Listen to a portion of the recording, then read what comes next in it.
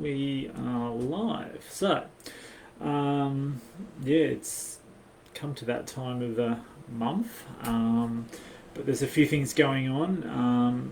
Next weekend, we've got Forgery Unmasked, the summit, so that should be a good one. There's 20 plus speakers. We'll both be speaking there, as will Leah and Sarita and Paul Wallace has got his new book out, so that's going to be a really good conference. There's all sorts of different topics there. I'm really looking forward to that one. And all these links are in the side. So there's a link to that to get a ticket to that one. I suggest you grab one. There's also a link to the side for our Chapter 9, our next conference. There's a little promo video that Leah's made, so check that out. It's a really good one. And then there's also a link to get a ticket to Chapter 9 as well. And the last link there is if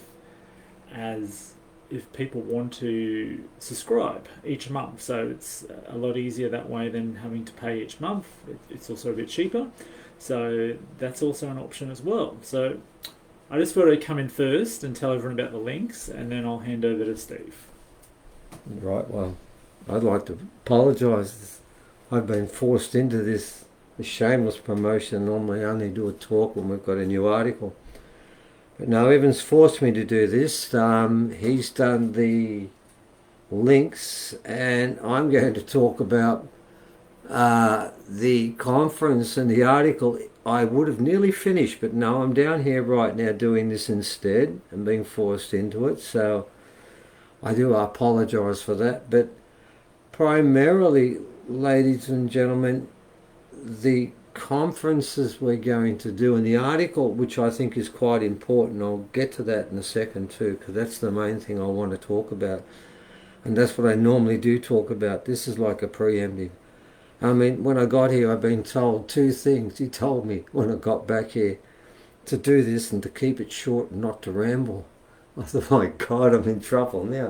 Are you sure that's what you told me, Evan? To Yeah, keep it? It was. Right, well, I'm trying to keep it short. Now I'm looking at your notes, so oh well. I haven't we'll got to the start. Oh, we'll see what happens. When I was told half an hour I was going to do this, I had to. This is what I'm trying to promote something. I had to write notes for the first time, so this probably ended up being chaotic. Fortunately, I haven't rambled. That's a good start. Oh God. Anyway, here we go. Right. First up, the article. There's some more information that's come in quite recently in relation to the rings, which is quite phenomenal.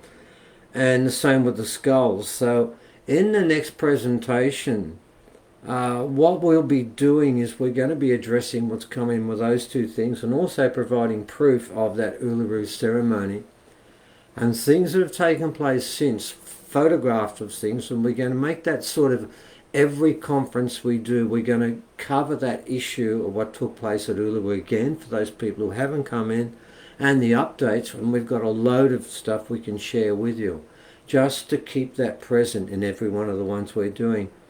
Now, the conference before, which is still, you can still get it because it exists until the next one starts, which is a few weeks off for us, about 3 I think. And we have to put our one back at the end of the month because of the big one overseas, and that's what we've had to do to fit in, and that's fine, that's no drama. But that one, the first one were 3 original elders talking about Uluru and different things that evolve around that. And we had 2 non-original women talking about their experiences with that focus. So in the spirit of blackfella, whitefella dreaming, Wirichin or Kanyini, we left out one group which was male whitefellas because we haven't had their experience of what took place at that ceremony. We want to complete that first before we move on. And what we've done this time is, in choosing the males, we've chosen people who were actually speaking at the Cosmic Consciousness conference, which was put on. And for those who ever make a critique about that group, they booked out of that place over a year beforehand, had no idea that a ceremony was taking place at the same time, so no one appropriated anything. So please leave that alone. It was a brilliant conference.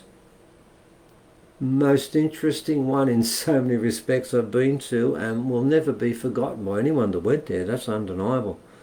And what we did was we chose some people from their conference because we figured that would be a good way to finalise that section of what we do, because we do this in themes. So we've done that. And we chose 3 people. We chose Nick, who's giving a half-hour presentation on the male aspect of this road, the 2 paths that have now formed, the fast-flowing river, the Hopi speak of. Because what took place after Uluru creates the choice that every human's going to make. But to be very honest, knowing at the end of this road, when the change is complete, that there will be a female matriarchy that actually runs the world, that will make decisions, and female sensibilities will dominate, this road is going to be more difficult for men in the first instance to walk upon, and that's something we're looking at as an immediate focus. Now, this doesn't mean that the presentations become things that only women won't listen to, and it's not going to be a talk about football and AFL and soccer. It doesn't work like that. It's probably more the opposite. The men might find it more difficult than the women. They'll probably just say, yeah, that's what it should be. Anyway, we chose 2 people from there. One's Craig. We can do more than just this. You know, how that's the pickle jars. Yeah. I know, we've also got stronger shoulders, well, some of us do. I mean, Serena Williams is stronger than mine, so that doesn't work either. Well, whatever our functional use is, which is debatable on many occasions, and it certainly hasn't been a great result for the last 6,000 years in the world if it's leaders. That hasn't worked out that well, and that's why there's a change ahead. So therefore, we're looking at 2 people, Craig and Nick, who are going to take you down that path in different ways. One's anecdotal. Nick's going to talk about his life from a personal point of view, and Craig is a life coach. And the reason, we've never had a person like that on before, but I'd never heard anyone like him. And he was a real surprise for me. And this is actually something I want to share with you twice with 2 of the speakers we've chosen. In the case of this gentleman, he knows this. I had someone who had been in contact on the phone quite a few times, who went to great lengths to tell me that this person was not a good person and keep away from them. And I went there with that in the back of my head, and then I met the person involved, listened to what he said, and I thought, perfect fit for what I needed. He is an extremely good speaker, very entertaining, and comes up with a lot of wisdom in short sentences, and I really like that. What struck me the most about the way he spoke when he was talking about incidents of what takes place and how people, men in particular, should strive to step forward, was there were just 1 sentence comments of things that really summed it up, very much like the American Indians with some of their statements. And that resonated with me. And I thought that would be wonderful. Nick's the same in a different way, just talking about his own life.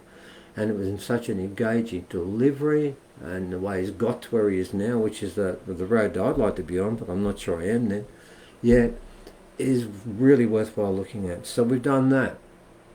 And then we've done this part, and of course this is our alien ancestry, what comes next, and we tried to balance each one and keep within that theme, but we were in that theme of actually the 3rd speaker we chose is Freddie Silva, who was from, not here, from overseas, who would have been at the conference and was listed to speak, but had to speak through Skype or whatever it was because COVID, this new thing that's splitting the world into 2 paths, was really rampant, and he couldn't get across, so he spoke from there.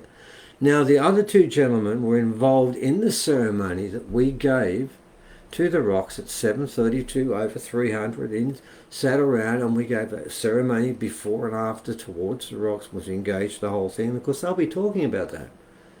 But Freddie wasn't there because he wasn't allowed to be there. I'm sure he would have gone to the circle if he had the chance, but that didn't happen.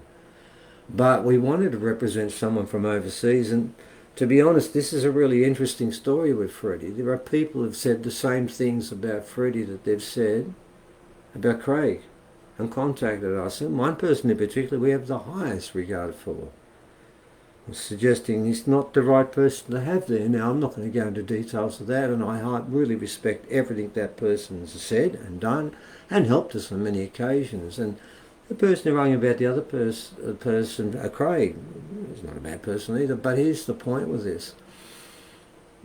I can't do that anymore. The new way of doing things is you people how you find them yourself. I mean, I find in the back of my head when I was dealing with Craig, I thought, well, yeah, I've heard a bit, it doesn't seem to be fitting, but I've got to keep that there. But in the end, I just said, no, that's just an issue they have. And that's what this comes down to from now on. In this road ahead, we've got to work those sort of things out. So what we're doing is the reason that Freddie is with us is, number one, I listened to his presentation. It was brilliant. It was engaging, it was funny, it was logical, and it was all about the lies of the past and the deception that's taken place. And that is part of the ancestry, our ancestry. We've got this in two groups now. The lies of the past, what really happened, the earlier civilizations, some more advanced than ours today. And they're going to be factored in if we're going to work out what we're going to do in the future quickly. We have to know where we've come from and understand what our ancestry really is. If we think that we're one thing, but we're actually something completely different, and that's all been lied to you deliberately, you've got to question what's going on past that point. So, in that respect, it was interesting. Then when this took place, I then had an elder who rang me, and I'm not even going to use his name because I have the highest respect for him. Alan Parsons rang me and he told me, this is independent of anything, rang me up and he said, I've been reading this work by this gentleman. I think you really should have him on the group because he fits in perfectly. What he's saying is fits like a glove. He said, I'm really recommending, chase him up. He said, you might know his name. His name is Freddie Silver. And I thought, oh, there you go. So there's an information. I get two people. One tells me one thing, don't use this guy. The other guy says to me, use this guy, and I respect both of them immensely, equally. So what you do in this is you ask yourself, okay, I've got two different stories about Craig, I've got two different stories about Freddie. What's my reading of this? Well, my reading is I've met Craig quite a few times. Only Freddie we haven't, we've just seen him on there, but in Freddie's case, that information and the delivery is stunning and it fits.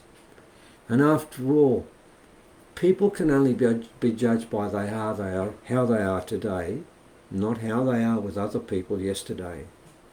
And that's one of the things we've got to learn. You've got to make your own decisions. And at the moment, there have been worse things said about us than both of them, haven't they, Reverend? Oh, yeah. Oh, God, there's been plenty. So if you want to go on what people say about each other, I could fill you up with 3 hours of stuff that's been said about us, and it's a lot worse than that. So that's what I've learned about this game. But what we're doing with these presentations time after time, we're trying to give information in a way that works and runs coherently and is reasonably entertaining and runs to themes. And we want to conclude this, we'll never finish what happened at Uluru. We keep that as a backdrop with all our talks. But in this one, I want to close with this. I'm 2 days off finishing an article which I think is absolute proof, not of alien presence through UFOs, but through archaeology. We've got 7 pieces of information together, which we've put together in an argument, coherent argument. There's absolute proof that aliens have been evolved with our ancestry, with our genes, with the hybridization of what we are today. The reason why there are 7 billion people on this planet and no 2 of us look the same, but every other species looks roughly the same. All other species on the planet, that includes our so-called cousins, our kin in the chimps and the orangutans, all of their faces are similar and they're of the same rough height and weight and they move at the same speed. Humans do none of those things equally, they do everything unequally. We are the only species where we can move from 30 kilos to 300 kilos, from 2 feet to 8 feet. We can have every coloured hair you want. Our irises are different, our fingerprints are different. Everything about us is divergent. And everything about all other animals is consistent. Now that's the reality. And that's the base. Now this article we've nearly finished will be a base upon a fair bit of our presentation that's coming up. And it does include the rings and the skulls within that. And if I don't get through all of it, if we don't get through all of it one, we just continue on the next one. But we're trying to clear up any doubts there are about the base upon this is that A, aliens have been here for a long period of time. This is how this article has started. And B, one of the things they did was they placed crystals at Uluru for an occasion, just like the one that took place on the 21st of December. And C, the third part of what we're doing is giving information and proof of how that happened. And a couple of days from now, I'll have that article completed. But no, I've had to do some shameless promotion to keep Evan happy. Otherwise, he will growl at me. So I'm doing this in advance, and about 2 days from now, I'll go into more detail about that article, and we'll try and really push that a bit, because I do believe what we're going to put together on that day is a combination of all the different stuff that's come in from different places where we're starting to get a pattern.